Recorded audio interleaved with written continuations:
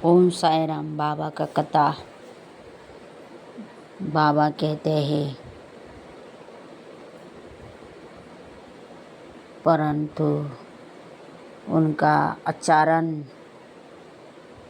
महात्माओं के सदृश था। वे त्याग और वैराग्य की साक्षात प्रतिमा थे। कुछ समय शिरडी में रहने के बाद एक दिन अचानक वहाँ बालक शिरडी से अंतर्धान हो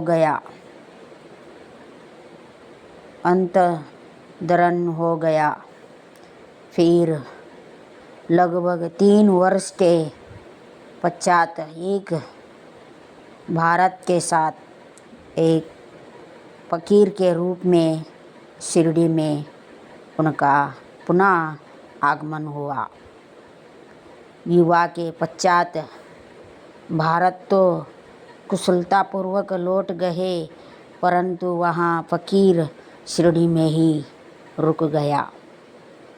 जीवन पर्यंत वहीं रहा। जब भारत शिरडी में पहुंची तो खंडोबा मंदिर के समीप मालसपति के खेती में एक वृक्ष के नीचे ठहराई गई थी। खंडोबा के मंदिर के सामने ही सब बैलगाड़ियाँ खोल दी गई।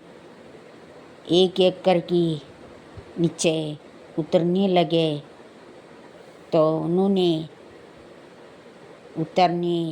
तो तरुण फकीर को उतरते देख मालसपति ने आओ साई शब्द से उनको संबोधन कर उनका आदर किया।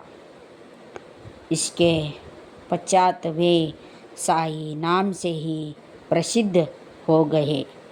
शिरडी आने पर श्री साई बाबा समाधि में निवास करने लगे। बाबा ने मस्जिद का नाम द्वारकामाई रखा। बाबा के शिरडी में आने से पूर्व देवदास नाम के एक संत अनेक वर्षों से वहाँ रहते थे।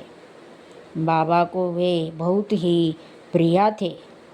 कुछ समय के पश्चात जानकी दास नाम के एक संत का भी शिरडी में आगमन हुआ। तब बाबा जानकी दास से वार्तालाप करने में बहुत सा समय व्यतीत करने लगे।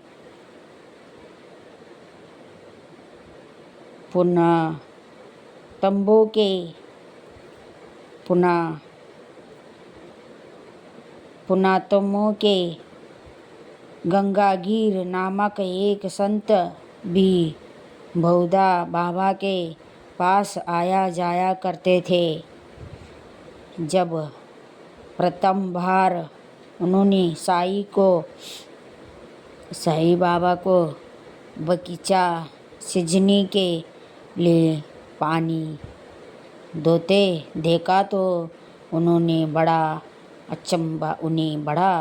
अचंभा हुआ। वे स्पष्ट शब्दों में कहने लगे कि शिरडी परम सौभाग्यशाली है, जहाँ एक अनमोल हीरा है जिन्हें तुम इस प्रकार परिश्रम करते हुए देख रहे हो। वे कोई सामान्य पुरुष नहीं है, अपितु यहाँ भूमि बहुत ही भाग्यशालिनी है तथा महान पुण्य भूमि है ये। इसी कारण इसे यहाँ रतन प्राप्त हुआ है। सद्गुरु साईनाथ महाराज की जय।